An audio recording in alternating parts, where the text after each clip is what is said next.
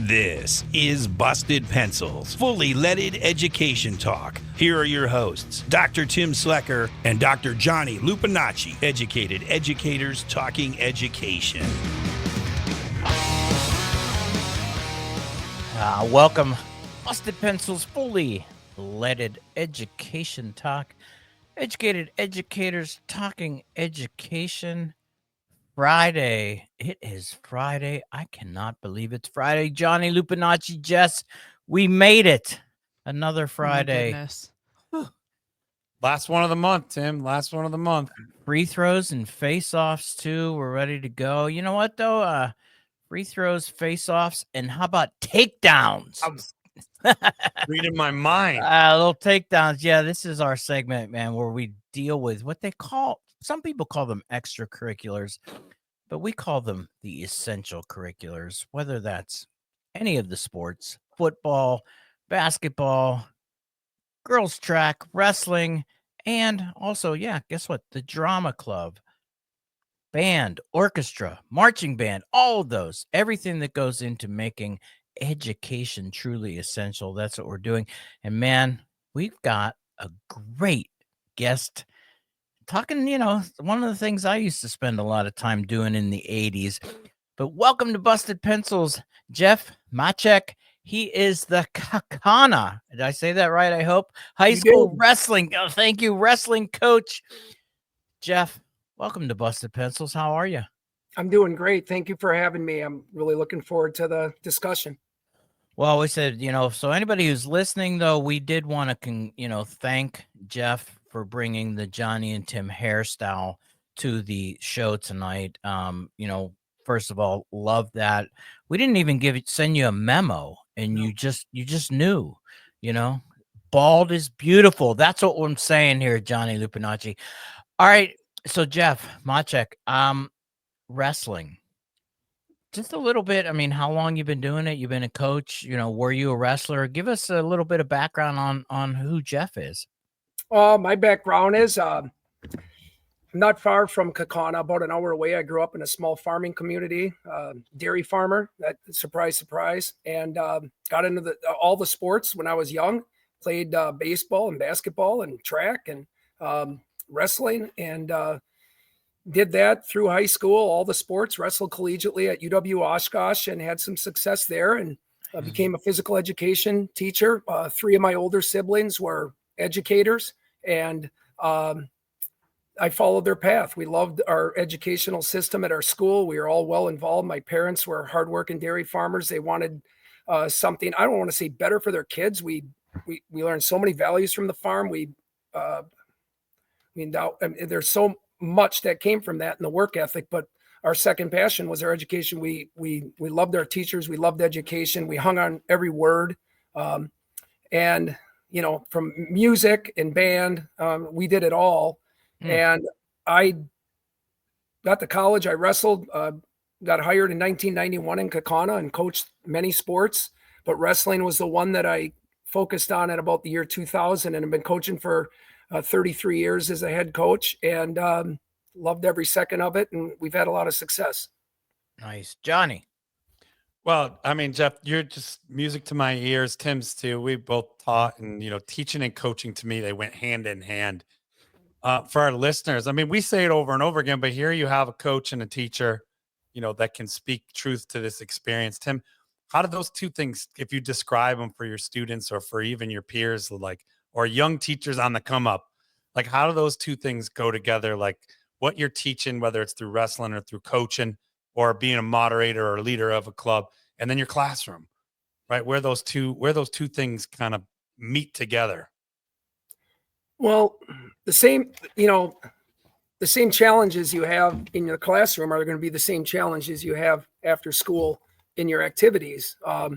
You're teaching those soft skills, the responsibility, the accountability, the discipline, the honesty, trustworthiness, work ethic, all of those things that you need from your students to develop into the classroom. It's the same thing. Now we're looking at maybe more physical skills, but the being able to work with others and be a team player. And times have changed for sure, but those skills are still, and those values are still the things that you're focused on. And then everything I just listed goes right into the workplace. Yeah. And everything that I've listed goes right into having a family of your own and becoming a citizen and becoming a productive citizen and where you fit in. So the other big thing we try to do in athletics, and I think it's really important, is instilling confidence in young people. Kids need confidence. And in wrestling, you need a lot of confidence. It's really an individual tough thing. We can get into that in a second, but I asked my kids tonight at practice, I said, I'm going to go on and talk to some people about the merits of wrestling and the values of wrestling. And you guys know any? And about 10 hands went up right away. And then they keep shooting up. And one of the kids said, confidence. It gives me confidence. It makes me feel confident. And there's many others, from toughness to mental strength to discipline, some of the things. One kid just said recognition. Just, when you're good and you're successful, you're recognized for it. And we try to recognize kids in the classroom various ways, students of the month, and, good notes home. The kids that get recognized through athletics, I mean, it gives them that confidence to come back to school the next day and feel good and like they can take on more things. And we have to really, as coaches though, too, is teach that it doesn't end here. It starts over tomorrow. And what are you going to be like at 7:30 in the morning when you walk in the first hour? Like we get off the bus every night. We have a good meet, and it's like that's to start over in class tomorrow. Bring that energy with you the next day. So it's a lot of stuff. A lot of stuff. Jeff, let's jump into wrestling too, for putting it out there, and again those values, and this, say essential soft skills, hard skills. But have you had any wrestlers, and I gotta guess you did, because I'm gonna kind of be a little autobiographical here. When I wrestled, I had no problem in practice, in little scrimmages inside the wrestling room, being aggressive and a really good wrestler.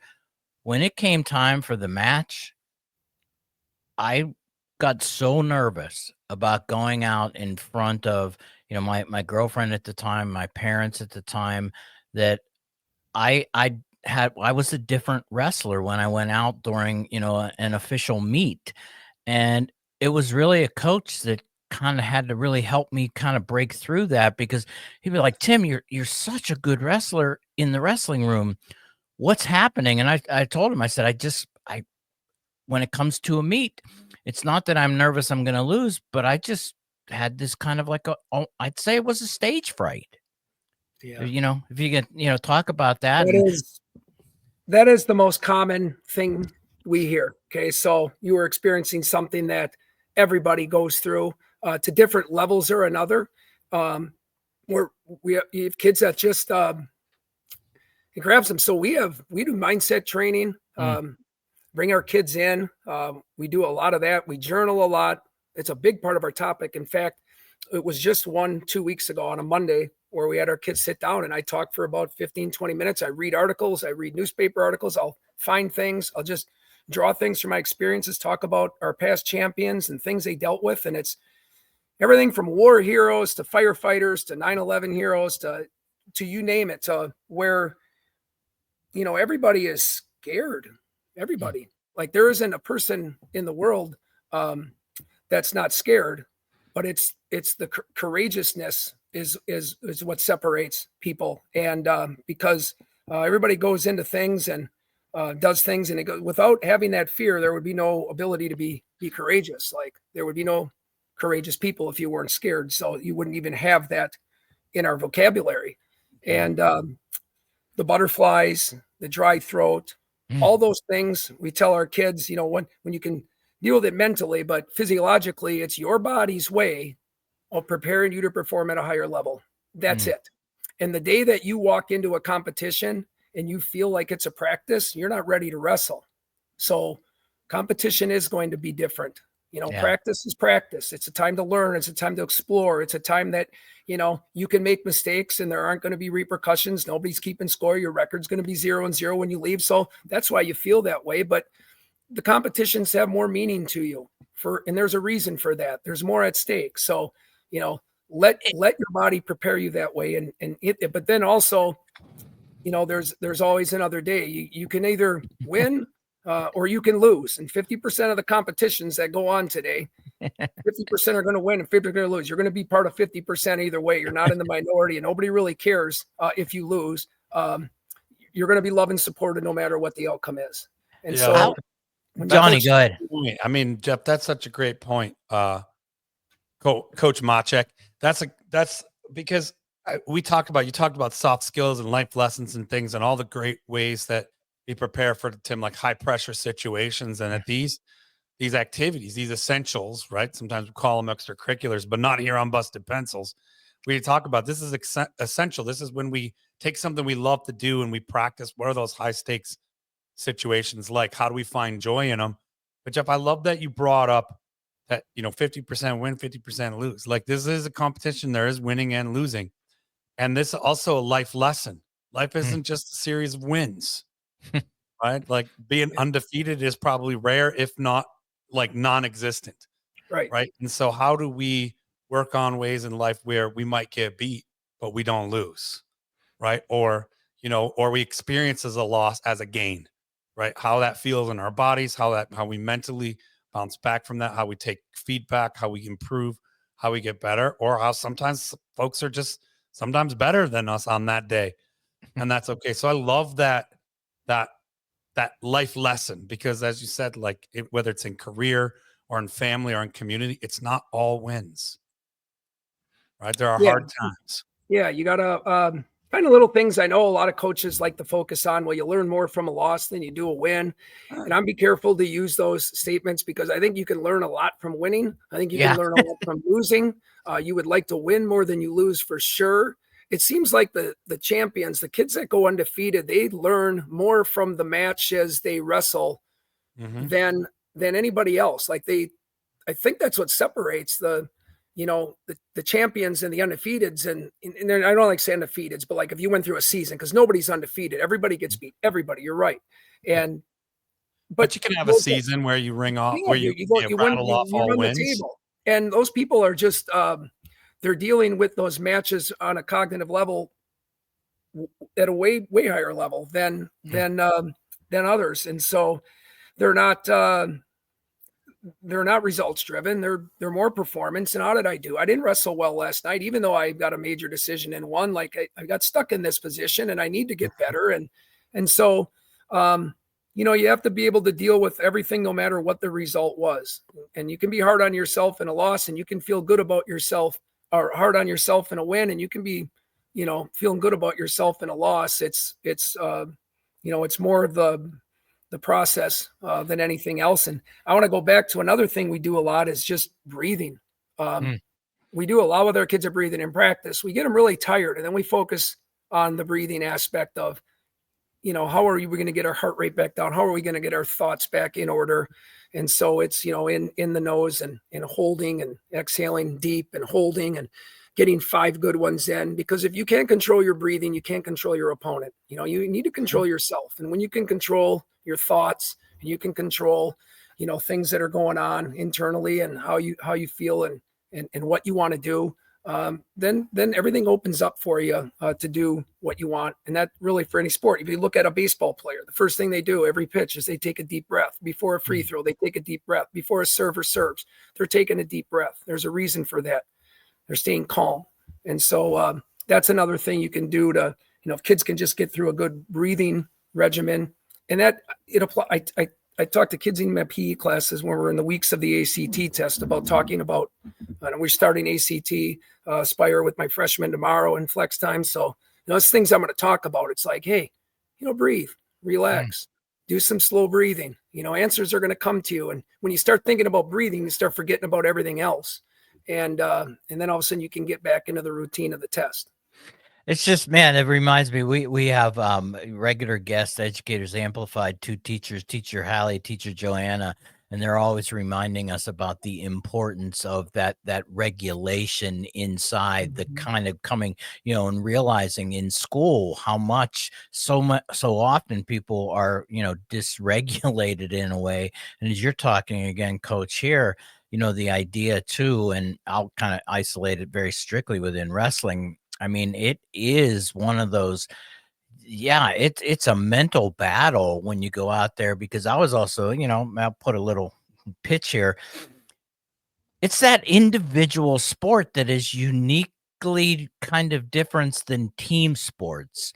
I played football too. Johnny's like, wait a minute, but hold on. There was something about, when it was time to go out and play football, when it was time to go out and play hockey, it was like, yeah, for me, that was payday. That was the day where I got to, but man, something with that wrestling, that individual kind of like competition out there, and how that worked, at least for my anxiety at the time, that was one that it like I really had to have a coach help me understand that a match was payday for a wrestler, where for me it was really hard at that time. So again, kudos to all that wrestling. And and Jess has a nice question here though too. What kind of journaling do you encourage with the wrestlers? How do we do that? Yeah, we it'll be topics. So a lot of times we'll develop values in the beginning of the year, a lot like I did tonight in practice, where we'll come up with some values where, kids might come up with, well, we're not going to quit.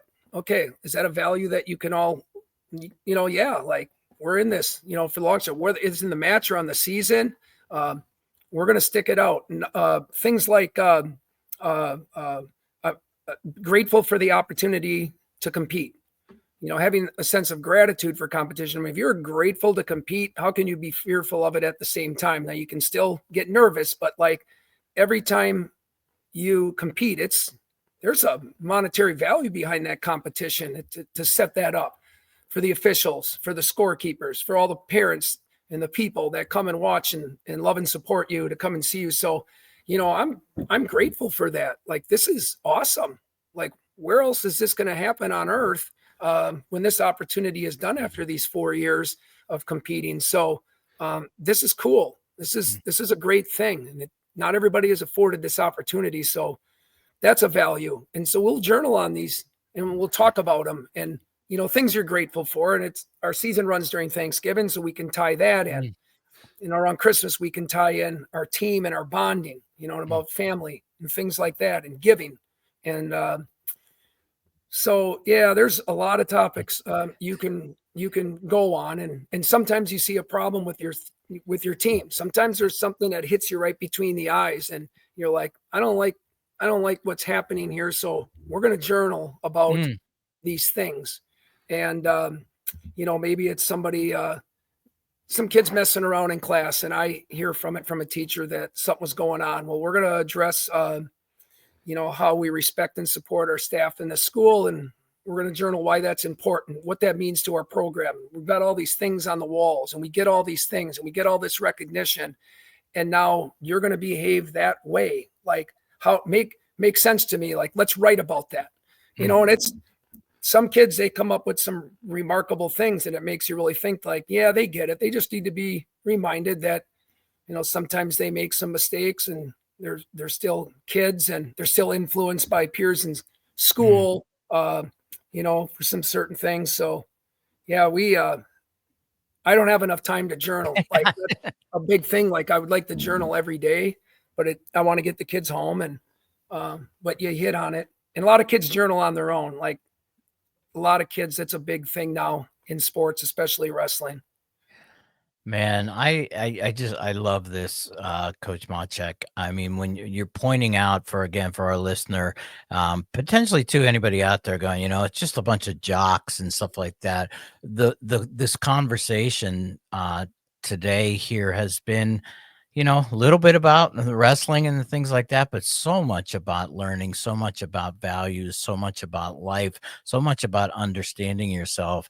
And that's why, at Busted Pencils, we wanted to do this segment, was to just really be able to point out that these essential curriculars, they develop more than, whether it's playing the flute in the marching band, or you say, learning to do that best takedown, improving that slap shot, understanding how to make a better point when you're in a debate, all of those things, they're really about, developing that kind of specialness about what it means to really go out and then be able to live that productive life.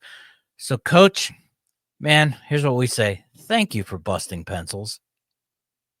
You're welcome. Thank you for having me on. And now for your moment of Zen.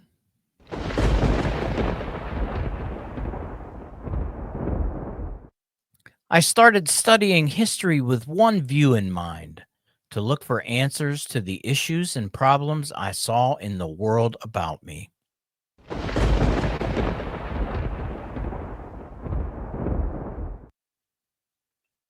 Thanks for listening to Busted Pencils Face Off in 3 throws today. And don't forget, on Saturday, across Civic Media Talk stations at 3 p.m., you can tune in for the broadcast of Undesto AI. That's a really rich and exciting conversation we get to have with some exciting folks doing AI stuff. And then, as always, look Monday for homeroom and Wednesday for class to be in session.